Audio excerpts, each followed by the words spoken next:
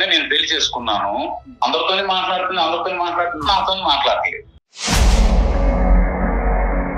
ఏంటి 10 రోజులైంది ఇంకా ఫోన్ కనీసం చేయట్లేదంటే, నువ్వు చేయాలా నేను చేయాలా? కొద్ది రోజులు పోయినాక నా ఫోన్ ఐడెంటిఫై మానేసాను. ఒక మెసేజ్ వచ్చింది నాకు, ఏంటంటే నువ్వంటే నాకు ఇష్టం లేదు, నేను నీతోని ఉండలేను, ఎందుకు ఎన్ని రోజులైనా ఫోన్ కలవట్లేదు ఏంటా? లేదు అంకుల్, తను హాస్టల్ మారిపోయింది, సడన్ గా పెళ్లి కూడా చేసేసుకోండి. ఎంత ధైర్యం అండి, ఎంత ధైర్యం! ఒక రీజన్ చెప్పలేదు, ఏమి మాటలు లేవు, మంచి లేదు. ధైర్యం అంటారా, బరితెగింపంటారా, మరి ఇంకేమంటారు దీన్ని? ఢిల్లీలో ఒక పెళ్లి జరిగిందండి, తర్వాత మళ్ళీ ఊరు తీసుకొచ్చి మళ్ళీ ఊర్లో కూడా ఒక పెళ్లి చేశారు. అయ్యో దేవుడా! అన్యాయం ఎవరికైనా అన్యాయమే, ఆడకైనా అన్యాయమే, మగకైనా అన్యాయమే. ఆ పెళ్లికి మా అక్క కూడా అటెండ్ అయింది, ఆ విషయం కూడా నాకు తెలియదు. డెలివరీ కూడా అయింది రీసెంట్ గానే. మీ తల్లి మొహం కూడా చూడలే కదా ఈ మధ్య కాలంలో? లేదండి, నా తల్లి మొహం కూడా నాకు చూడడం కూడా చేశారు. వెనక నుంచి వెన్నుపోట్లు, సొంత కుటుంబ సభ్యులే మీ జీవితాన్ని నాశనం చేశారనేటటువంటిది చాలా బాధాకరమైనటువంటి అంశం. కుటుంబంతో పని లేదు, బంధువులతో పని లేదు, సమాజంతో పని లేదు, ఆఖరికి చట్టంతో కూడా పని లేకుండా ఇదే పని నేను చేస్తే ఈ సమాజం కానీ ఈ ల్యాండ్ ఆర్డర్స్ కానీ 10 కేసుల్లో ఇప్పటికి జైల్లో ఉండేవారు మీరు.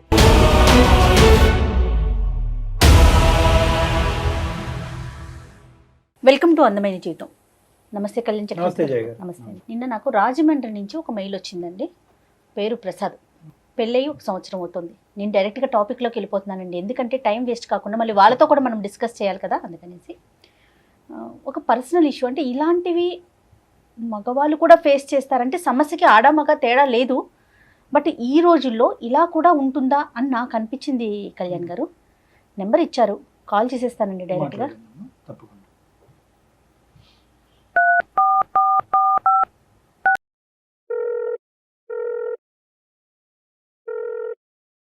హలో, ప్రసాద్ గారండి?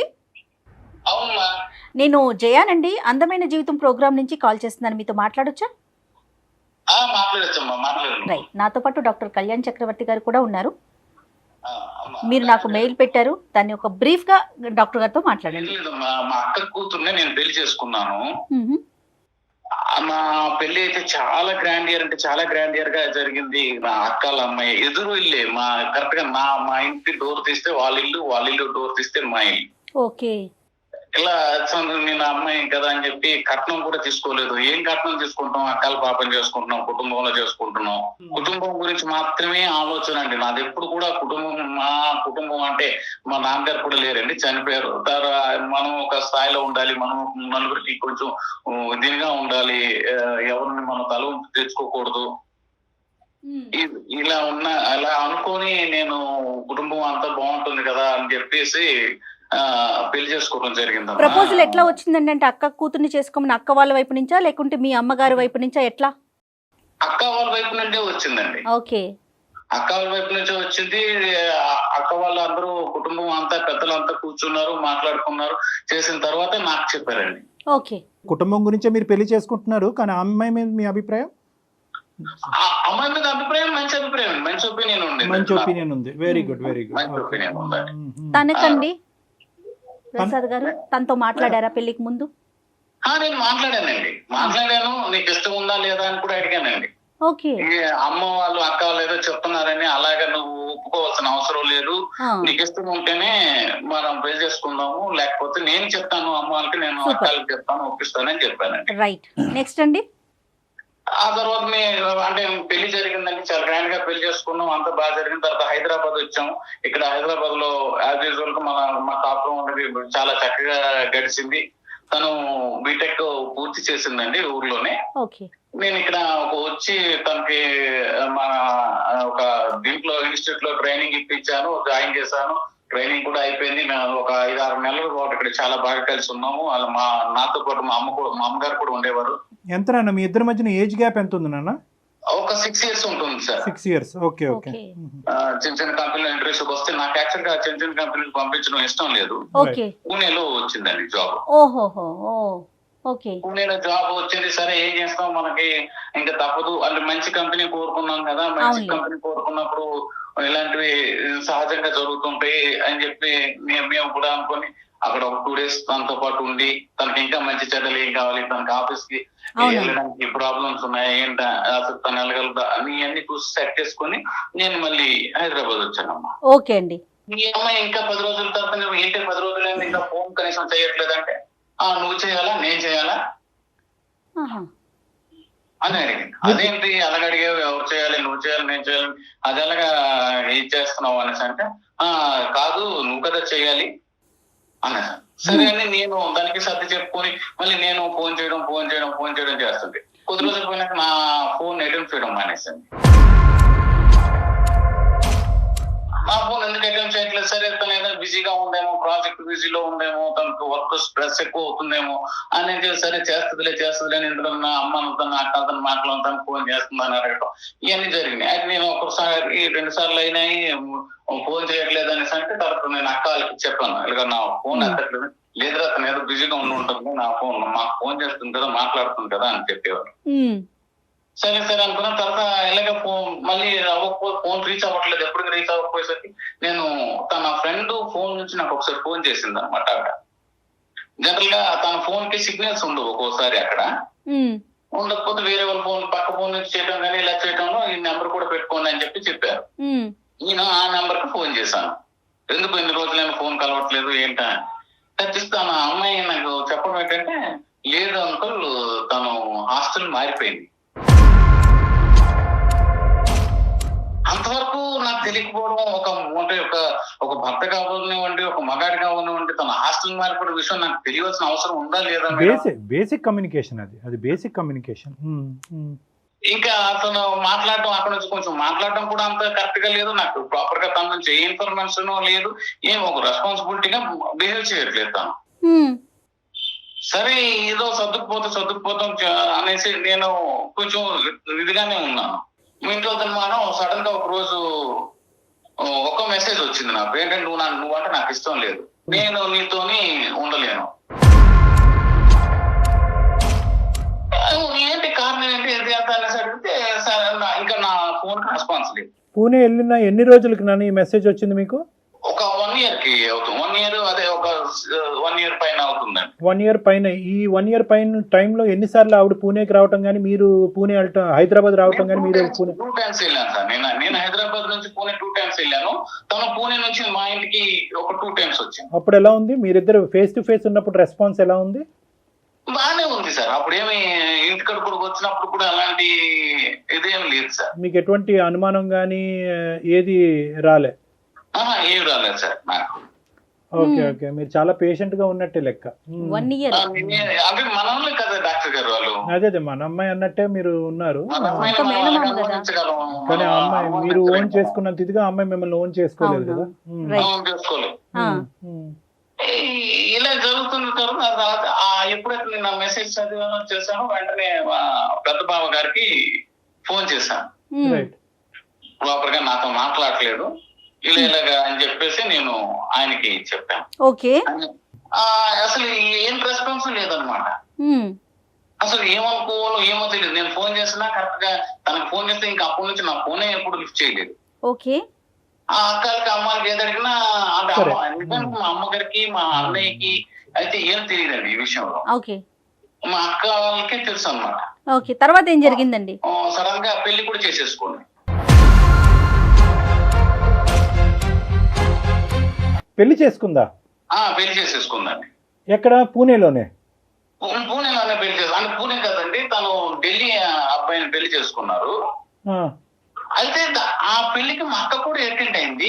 ఆ విషయం కూడా నాకు తెలియదు. Oh my god. ఏం అడగాలి, ఎవరిని అడుగుతాను నేను ఈ విషయంలో? మీకు ఎలా తెలిసిందండి తను పెళ్లి చేసుకున్నట్లుగా? స్టేటస్ ఉంటాయి కదమ్మా. ఎంత ధైర్యం అండి, ఎంత ధైర్యం! మీకు ఒక రీజన్ చెప్పలేదు, ఏమి మాటలు లేవు, మంచి లేదు. ధైర్యం అంటారా, బరితెగింపంటారా, మరి ఇంకేమంటారు దీన్ని? నాకు అసలు ఏమి అర్థం కాలేదు. మా అమ్మకి చెప్దామంటే అమ్మ బాధపడుతుంది, తను ఒక్కదయ్యే నాన్నకోలేరు. అలాగని అన్నయ్యకేమో ఏమి తెలియదు, అన్నయ్యకి చెప్తేమో అమ్మకి తెలిసిపోతుంది, ఇంట్లో మొత్తం తెలిసిపోతుంది. మీ సోషల్ కాంటాక్ట్స్ ఇవన్నీ ఆ ఊర్లో మీ మీ పాస్ట్ ఎలా ఉండేదండి? అంటే అంటే ఆ ఊరితో మీకు బాగా అటాచ్మెంట్ కనెక్షన్స్ ఉన్నాయా? అంటే ఫ్రెండ్స్ ఫ్యామిలీ ఇదంతా? నాకు బాగా ఉంది డాక్టర్ గారు, నేను పుట్టిన నేల డాక్టర్ గారు అక్కడ. నేము ఆ పరువు అనేటటువంటిది ఒకటి, ఇంకొక అంశం ఏంటంటే మీరు అనుకుంటే కనుక ఈ అమ్మాయి కాకుండా వేరే అమ్మాయి మీ జీవితంలో ఇంకా బెటర్ అమ్మాయి మీ జీవితంలో వచ్చి ఉండేది అవకాశం. డెఫినెట్ మచ్చు అమ్మాయి నాకు లైఫ్ లో వచ్చేది, నా కుటుంబాన్ని గౌరవించే అమ్మాయి నాకు వచ్చేది. సో ఈ ఇష్యూతో మీరు వెళ్ళడం మానేశారా ప్రసాద్ గారు? పూర్తిగా ఈ రోజుకి 9 సంవత్సరాలు అయింది. పెళ్లి కొంచెం లేట్ గా జరిగింది, కానీ మా ఇద్దరికి ఎప్పుడైతే డిస్ట్రిబ్యూషన్ వచ్చిందో ఇంకా తను ఓపెన్ అయిపోయి వాళ్ళు వేరే అబ్బాయితో ఉంటున్నాను. మా అక్క కూడా ఢిల్లీలో అక్కడ పెళ్లికి వెళ్ళి అటెండ్ అయిన తర్వాత నేను ఇంకా వెళ్ళలేకపోయాను. మా ఇంటికి వెళ్ళాలంటే నాకు చాలా అంటే ఒక నిర్జీవంగా ఒక అర్థమవుతోందండి మీ బాధ, అర్థమవుతుంది. అంటే 2 వెన్నుపోట్లు కదా ఇప్పుడు, ఇక్కడ ఒకటి అక్క, ఇంకో సైడ్ నుంచి సొంత భార్య. అంటే అట్లీస్ట్ ఒకరికైనా బుర్ర అక్కడ పనిచేసి ఉండాలి, ఒకరికైనా కొద్ది నీతి న్యాయం అనేటటువంటిది అర్థమై ఉండాలి. ఇంత అంటే మీ ఇంట్లోనే ఇలాంటి 2 వ్యక్తులు ఉన్నారు అనేటటువంటిది మీరు పసిగట్టలేకపోవటం, మీరు కానీ మీ మదర్ కానీ పసిగట్టలేకపోవటం, వీళ్ళ వెనకాతలు ఇంత పొల్యూషన్ ఉంది అనేటటువంటి ఆలోచన రాకపోవటం అనేది కొద్దిగా ఆశ్చర్యం కలిగిస్తుంది ప్రసాద్. తన ఊరు వస్తుందండి, చాలా అమాయకురాలు ఆవిడ ఇదంతా చూడలేకపోయింది. ప్రసాద్ గారు తను మీ మిస్సెస్ సారీ మీ అమ్మాయి కూడా అనలేము, ఎలా అంటాం? మీకు డైవర్స్ అవ్వలేదు కదా? డైవర్స్ అవ్వలేదు డాక్టర్ గారు, ఇప్పుడు స్టిల్ ఈ రోజుకి కూడా, ఇప్పుడు మనం మాట్లాడుతున్న ఈ క్షణంకి కూడా నాకు డైవర్స్ అవ్వలేదు. ఎన్ని రోజులు అయింది వాళ్ళు పెళ్లి అయ్యి? ఢిల్లీలో ఒక పెళ్లి జరిగిందండి, తర్వాత మళ్ళీ ఊరు తీసుకొచ్చి మళ్ళీ ఊర్లో కూడా ఒక పెళ్లి చేశారు. అయ్యో దేవుడా! ఊర్లో పెళ్లి జరిగిన విషయం కూడా మళ్ళీ నాకు తెలియదు. మళ్ళీ ఎవరెవరు ఫ్రెండ్స్ ఫోన్ చేసి మా అక్క చెల్లిళ్ళు అంటే బంధువులు ఉంటారు కదా. అవునవును, ఊర్లో అంటే తెలిసిపోతుంది కదండి. మరి ఏం చెప్పుకున్నారట ప్రసాద్ గారు ఊర్లో పెళ్లి చేసేటప్పుడు? ఇప్పుడు మీరు సొంత మేనమామ, ఎవరు అడగలేదండి? ఏం చెప్పారట ఊర్లో? నిలదీయలేదా? ఎవరిని పంచాయతీ పెట్టలేదా? ఏంది బరి తెగింపు ఏంటి, ఈ వ్యవహారం ఏంటి? ఊరికి కొంచెం దూరంగా వేరే పల్లెటూరు దగ్గర ఒక టెంపుల్ లో మామూలుగా పెళ్లి చేసేసి పెళ్లి జరిగిపోయిందని ఊర్లో తీసుకొచ్చి అందరూ పరిచయం చేశారు. మరి ప్రసాద్ ఏడి అని అడగలేదు? అదే కదా ప్రసాద్ ఇది అడిగారు మేడం, అడిగిన వాళ్ళు అడిగారు, కానీ ఏం అడుగుతారు ఇంకెలెక్టివ్ చేసినాక? అది కాదు ప్రసాద్, మీ తరపున మాట్లాడేటటువంటి ఊరు పెద్దలు ఒక్కరు లేరా? ఏమ్మా నీకు డైవర్స్ అయ్యిందా? ప్రసాద్ ఎక్కడికి వెళ్ళాడు? ఆ ఊర్లో ఒక పేరు ప్రఖ్యాతి ఉన్నటువంటి ప్రసాద్ను వదిలేసి ఈడు ఎవడో ముక్కుమోహం తెలియని పెళ్లి చేసుకోవటం ఏంటి అనేది ఒక్కరు కూడా నిలదీసే అవకాశం లేదండి అక్కడ? ఒక క్వశ్చన్ కూడా రేస్ కాలేదా? అడిగారు డాక్టర్ గారు, అడిగినా ఏమో సమాధానం లేదు. అందరం తీసుకెళ్లి మా అక్కే కదా పరిచయం చేస్తుంది, తీసుకెళ్లి ఈడని. అంటే ఇంక అన్ని తెగించున్నారా వాళ్ళు? లేదంటే ఇప్పుడు ఐదరు వాళ్ళు అయినా భయంకరమైన తెగింపు బరి తెగింపు ఉండాలి, లేదంటే మీ సైడ్ అసలు నోరిప్పి మాట్లాడే వాళ్ళు అయినా లేకపోయి ఉండాలి. నెగటివిటీని ఏమైనా స్ప్రెడ్ చేశారా? పోనీ అలాంటి అంశం ఏమైనా ఉందా మీ గురించి? ఏమైనా మీ గురించి ఇంకా ఏదైనా భిన్నంగా ఏమైనా స్ప్రెడ్ చేశారా? ఏం లేదు, నా గురించి ఏం స్ప్రెడ్ చేయడం లేదు. అందరికి తెలుసు అక్కడ తను రకరకాల నేను చెప్పాను, నేను మీకు చాలా చెప్పాను. ఇందులో ఒక మగాడిగా మీరు ఒక సమాధానం చెప్పండి, వీటన్నిటిని తట్టుకుని ఎలా మనం నిలబడాలి? వెనక నుంచి వెన్నుపోట్లు సొంత కుటుంబ సభ్యులే, ఎక్కడో దూరం వాడు చేస్తేనే అరే మోసం చేశాడు అనుకునేటటువంటి ఈ రోజుల్లో సొంత కుటుంబ సభ్యులే మీ జీవితాన్ని నాశనం చేశారనేటటువంటిది చాలా బాధాకరమైనటువంటి అంశం, కాదనట్లేదు.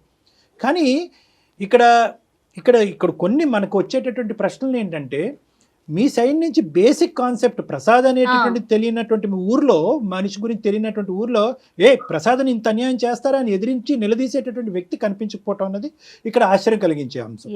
రెండోది, ఎవరు ఎందుకు ఏం చెప్తారండి? ఇక పెళ్లి ఇప్పుడు ఢిల్లీలో పెళ్లి అయిపోయింది ఫస్ట్ టైం సంగతి కొంతవరకు స్ప్రెడ్ చేశారు. సరే, దీనంతటి యొక్క ప్రభావం మీ మీద ఎలా పడిందండి? అంటే 9 years పాటు ఒక భయంకరమైన వనవాసం గడుపుతూ, మీరు వనవాసం అంటారా?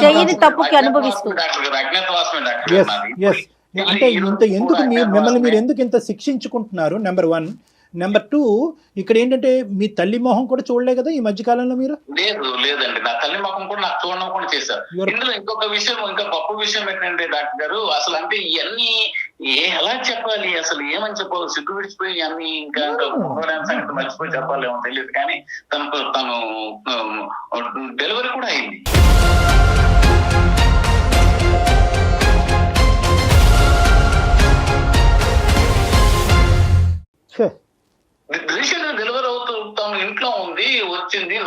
తెలీదు. మా అక్కలేమో వచ్చి ఒకసారి ఫోన్ చేసి అరే అమ్మకి బాగాలేదు నువ్వు వచ్చి చూసిపోరా అంటున్నారు. కుటుంబంతో పని లేదు, బంధువులతో పని లేదు, సమాజంతో పని లేదు, ఆఖరికి చట్టంతో కూడా పని లేకుండా అంటే ఎటువంటి ముందుకు వెళ్ళకుండా. కాదు డాక్టర్ గారు, ఇదే పని నేను చేస్తే నేనే ఇంకొక మ్యారేజ్ చేసుకుని ఇంకొకటి చేస్తుంటే ఈ సమాజం కానీ ఈ ల్యాండ్ ఆర్డర్స్ కానీ 10 కేసుల్లో ఇప్పటికి జైల్లో ఉండేవారు మీరు. అంటే 10 కేసుల్లో మరి ఎందుకు అంత వివక్షత చూపిస్తున్నారండి ఆడకి మొగకి? ఆడాలకే అన్యాయం జరిగిపోతుంది, ఆడాలకే అన్యాయం జరిగిపోతుంది అంటారు కదండి. మనం వేసే స్టెప్స్ ని బట్టి ఆధారపడి ఉంటాయి కదా, మన రియాక్షన్స్ బట్టి కూడా ఉంటాయండి. అన్యాయం ఎవరికైనా అన్యాయమే, ఆడకైనా అన్యాయమే, మగకైనా అన్యాయమే. మీరు 9 సంవత్సరాలు అయింది కన్న తల్లిని కానీ పుట్టిన నేలని కానీ తాకలేదు. మీరు కట్టుబాట్లకి మీరు పెట్టుకున్నారు. మీరేదో బరి తెగించి వేరే అమ్మాయితో లేచి వెళ్ళిపోయినటువంటి పద్ధతిలో మీరు మాట్లాడారు. కాదు కళ్యాణ్ గారు, ఊర్లో ఎవరైనా అనుకోరు ప్రసాద్ ఇన్ని సంవత్సరాల నుంచి రావట్లేదంటే తనలో ఏ తప్పుందో అని అనుకోవటానికి అవకాశాలు మీరే ఇస్తున్నారు కదా ప్రసాద్ గారు. ఒకటి ఏంటంటే ఇక్కడ రిపేర్ చేయగలి, ఇక్కడ కాంప్రమైజ్ నెగోసియేషన్ అనేటటువంటి స్థాయి నుంచి ఇంకో లెవెల్కి వెళ్ళిపోయింది ఇది. ఓకే, నిజంగా అటువంటి ఆలోచన శైలి ఉండేటటువంటి వాళ్ళని ఈ మొత్తం అంశాన్ని ఒక పద్ధతిగా తీసుకెళ్ళి ఉండేవారు. ఇక్కడ పద్ధతి లేదు, మర్యాద లేదు, ప్రేమ లేదు, ఆప్యాయత లేదు, సమాజ విలువల మీద గౌరవం లేనటువంటి వ్యక్తుల మధ్యన అనవసరంగా మీరు అంటే ఇలాంటి వ్యక్తుల్ని ఎంతో కొద్దో గొప్ప అసెస్ చేయాలి. అంటే పాస్ట్ గురించి నేను మాట్లాడుతున్నానని పుణ్యమే కారం జల్లుతున్నట్టుగా మీరు ఫీల్ అవ్వద్దు. ఎంతో కొంత మన ఇంట్లో ఉండేటటువంటి, మన కుటుంబం, మన ఊర్లో ఉండేటటువంటి వ్యక్తుల్ని అసెస్ చేయలేకపోవటం అనేటటువంటిది ఇక్కడ ఏ ప్రధానమైనటువంటి అంశం. రెండో అంశం ఏంటంటే ఇక్కడ మీరు అస్సలు ఈ ఇష్యూ గురించి బాధపడుతూ మిమ్మల్ని మీరు హింస పెట్టుకుంటూ బాధ పెట్టుకుంటూ అవతల వాళ్ళ నుంచి వచ్చే సానుభూతి కూడా మీకు అవసరం లేదు. మీరు ధైర్యంగా తలెత్తుకుని ముందుకెళ్ళి హ్యాపీగా మీ ఊరు వెళ్ళి మీ అందరు కుటుంబ సభ్యులు ఏమండి మీరేం తప్పు చేశారండి ఇక్కడ? Simple straight forward. ఏమండి ఇప్పుడు మీరు ఆ అమ్మాయి చేసినటువంటి తప్పుకి మీరు మొహం చాటేసుకుని ఉండవలసినటువంటి అవసరం లేదు. ఇది గుర్తుపెట్టుకోండి. మీరు ఎంత మొహం చాటేస్తే కనుక అవతల వాళ్ళు మీ గురించి అంత ఎక్కువ మాట్లాడేటటువంటి దానికి అవకాశం ఇస్తుంది. ఇప్పుడు మీ కుటుంబ సభ్యుల వరకు మీరు ఫోన్ చేసి మాట్లాడతారు, ఇలా జరుగుతోంది, ఇది జరిగిందని. ఊర్లో ఉన్న అందరికీ చెప్పలేరు కదా ప్రసాద్ గారు. ఒకటి నా అనేటటువంటి మనుషులను వదులుకుంటూ మిమ్మల్ని మీరు శిక్షించుకోవాల్సినటువంటి అవసరం లేదు. Point number 1. పాయింట్ నెంబర్ 2, మీరు ధైర్యంగా అక్కడికి వెళ్ళి మొహెత్తుకుని తిరిగితేనే అసలైనటువంటి ఉండేటటువంటి ప్రజలందరికీ కూడా అసలు మీరేంటి అనేటటువంటిది తెలుస్తుంది. నెంబర్ 3 ఏంటంటే మోస్ట్ ఇంపార్టెంట్, మా కొడుకు ఎప్పుడు మా ఊర్లో అడుగు పెడతాడు, ఇదేంటి కన్నటువంటి పెరిగినటువంటి ఊరిని వదిలేసి ఎక్కడో అజ్ఞాతవాసంలోకి వెళ్ళిపోయేటటువంటి అనుకునేటటువంటి మీ తల్లిదండ్రులకి ఒక సేదన ఇచ్చినటువంటి వాళ్ళు అవుతారు. సో మిమ్మల్ని మీరు ఇక్కడ శిక్షించుకోవటం అనేది ఆపేసేయండి. మీ గురించి మీరు సిగ్గుపట్టడం అనేది ఆపేసేయండి. ఎవరో చేసినటువంటి తప్పుకి మీరు సమాధానం చెప్పుకోలేనటువంటి భయంకరమైన పొజిషన్లో ఉన్నాను అనే ఫీలింగ్ తీసేసేయండి. First you have to come out of this depression. మీ ఏ ఆలోచనతో ఈరోజు మాకు చేశారు అనేది ఇక్కడ ప్రధానమైన అంశం. ఇక్కడ వాళ్ళని శిక్షించడానికి ఒక దారి ఉందా అని అడగటానికి గురించి అందమైన జీవితానికి కొంతమంది ఫోన్ చేస్తూ ఉంటారు. నా పరిస్థితి ఏంటి, నా ఫ్యూచర్ ఏంటి అనేటటువంటి దాని గురించి కొంతమంది ఫోన్ చేస్తూ ఉంటారు. నేను ఎవరికి చెప్పుకోలేనటువంటి బాధ కాబట్టి మీతో చెప్పుకుంటే నాకు కౌన్సిలింగ్ ఇస్తారనే ఉద్దేశంతో చేస్తాను. మీరు ఏ యాంగిల్లో చేశారు అనే దాన్ని బట్టి ఈ రోజు మా పరిష్కారం ఉంటుంది. శిక్షించాలి అనే ఉద్దేశం నాకు లేదు, నా కుటుంబ సభ్యులు అనుకుంటే that is totally up to you. కానీ ఈరోజు ఏంటంటే మిమ్మల్ని మీరు శిక్షించుకుంటున్నారు. You're giving pain to your self and to your own family, ఎవరో చేసిన తప్పు గురించి. సో ఎందుకంటే నేను ఎలా వెళ్ళి చూపెట్టుకుంటానంటే కనుక మీ అంతరాత్మను ఒక్కసారి అడగండి, మీరేం తప్పు చేశారన్నది. మీరేం తప్పు చేశారు ఇక్కడ? మీరు తప్పు చేయనప్పుడు మీ అంతరాత్మకి ఏ తప్పు చేయలేదనేటటువంటి భావం మీకు ఉన్నప్పుడు ఎందుకండి మీరు భయపడటం ఎందుకు, బాధపడటం ఎందుకు? బాధపడకుండా ఎలా ఉంటామండి? నేను నా కన్న తల్లిని, నా కన్ను నేలని మర్చిపోయాను, నా తల్లిని మర్చిపోయాను, నా అన్నయ్యని మర్చిపోయాను, నా వదినని మర్చిపోయాను, నాతో కలిసి పెరిగిన వాళ్ళు, చదువుకున్న వాళ్ళు అందరినీ మర్చిపోవాల్సి వచ్చింది కదా డాక్టర్. మీరు ఫార్వర్డ్ స్టెప్ అయిపోతే ఇంకొక రోజు పెరుగుతుందండి. ఆ మర్చిపోయిన దాంట్లో ఇంకొక రోజు యాడ్ ఆన్ అవుతుంది. డెఫినెట్ గా మీరు ముందుకు అడుగులు వేయాల్సిందే కదా ప్రసాద్ గారు. మీరు పెయిన్ ఇంక్రీజ్ చేసుకోవాల్సినటువంటి అవసరం లేదు. ఇప్పటి వరకు మీకు ఇచ్చుకున్నటువంటి పెయిన్, మీ కుటుంబ సభ్యులు మీరు కలిగించినటువంటి బాధ పరోక్షంగా కానీ, ఇండైరెక్ట్ గా కానీ, డైరెక్ట్ గా కానీ ఇంక ఇక్కడతో దాన్ని స్టాప్ చేయండి. ధైర్యంగా ఉండటానికి మీరు ప్రయత్నం చేయండి. మీ కుటుంబ సభ్యుల మధ్యన ఉండటానికి మీరు ట్రై చేయండి. ఆ చుట్టుపక్కల ఉండేటటువంటి సమాజం, ప్రసాద్ అప్పుడు ఎలా ఉన్నాడు ఇప్పుడు కూడా అలాగే ఉన్నాడు, ఈ స్టిల్ అండ్ ఎలిజిబుల్ బ్యాచులర్ అనేటటువంటి ఉద్దేశంతో ధైర్యంగా వెళ్ళి మీకు కావాల్సినటువంటి అమ్మాయి, మీకు నచ్చినటువంటి అమ్మాయి ఎక్కడో ఉండే ఉంటుంది, ఆ అమ్మాయిని పెళ్లి చేసుకోండి, హ్యాపీగా జీవితాన్ని ముందుకు కొనసాగించండి. ఇదైతే మాత్రం ఖచ్చితంగా నేను మనస్ఫూర్తిగా నేను చెప్పేటటువంటి ఒక సలహా సూచన. మిమ్మల్ని మీరు హింస పెట్టుకోవటం అనేది ఇంకా ఆపేసేయండి. మిమ్మల్ని మీరేదో తప్పు చేసినట్టుగా ఇంకా ఆ ఫీలింగ్ అనేది తీసేసేయండి. Start a fresh life. Right అండి. Okay okay okay madam. You have 110 opportunities Prasad, 110 opportunities. గతాన్ని వదిలేసి ముందుకు ప్రయాణం చేయండి. మీరు చాలా ఈజీగా చెప్పేస్తున్నారు డాక్టర్ గారు, గతాన్ని వదిలేసేయండి అని. ఎస్, అంతే కదండి, అవకాశాలు ఉంటాయి. ఇప్పుడు ఈ ఉద్యోగం లేకపోతే ఇంకో ఉద్యోగం చేసుకోమా, అయిపోతామా? ఈ రోజు ఫుడ్ లేకపోతే కనుక రేపు కూడా పస్తులు ఉంటామా? రేపు ఒక అవకాశం ఫుడ్ దొరికితే కనుక ఆ ఫుడ్ తింటాం కదా. అలాగే ఇది ఒక అవకాశం తర్వాత ఒక అవకాశం, కాబట్టి మీరు ముందుకు వెళ్ళటం తప్ప ఇంకో దారి లేదు ఇక్కడ. ఓకే ఓకే ఓకే డాక్టర్ గారు. Okay, good luck Prasad. Complete గా అతను ఒక కోణంలో ఉండిపోయారు, ఒక ఉండిపోయారు. యాంగిల్లో ఉండిపోయాడు. అంటే ఏంటంటే తను బాగా హర్ట్ అయిపోయాడు నేను మనిషి. నిజాయితీగా ఉన్నాను, నేను సిన్సియర్ గా ఉన్నాను, Yes. వీళ్ళు నన్ను మోసం చేశారు, కాబట్టి వీళ్ళు ఎందుకు మోసం చేశారు అనేటటువంటి ప్రశ్న అడుక్కుంటూ అక్కడ ఉండిపోయాడు. కానీ ఇలా మోసం చేసేటటువంటి మనుషుల మధ్యనే మనం సమాజంలో ఉన్నాం, కాబట్టి మనం ముందుకెళ్ళటం తప్ప ఇది ఆలోచించుకుంటూ ఉండకూడదు అనేటటువంటి యాంగిల్ అతనికి రావట్లేదు. అవునవును. అతను ఏంటంటే అతను హింసించుకుంటున్నాడు. ఏ స్థాయి వరకు హింసించుకుంటున్నాడు అంటే కనుక ఈ మొత్తం అంశానికి నేనే కారణం అనేటటువంటి స్థాయిలో ఆ ఇమాజినేషన్ లోకి అతను వెళ్ళిపోయాడు. సో కాబట్టి మనం ప్రసాద్ గారికి చెప్పేటటువంటిది ఒకటే, ఇప్పటికీ కూడా అతను సాటిస్ఫై అవ్వలేదండి అనిపిస్తుంది మనకి. ఏంటంటే ఈరోజు సానుభూతి కావాలంటే చాలా మంది సానుభూతి చూపెడతారు, అయ్యో ప్రసాద్ ఏంటి నీ జీవితం ఇలా అయిపోయింది, ఏంటి జీవితం ఏంటి నెక్స్ట్ అనేటటువంటి మాట్లాడేటటువంటి వాళ్ళు అతనికి కావాలి. అలా చెప్పేటటువంటి సలహా సూచన తీసుకుని అతను ముందుకు ప్రయాణం చేయాలి. రైట్ అండి. నమస్తే కళ్యాణ్ గారు. నమస్తే.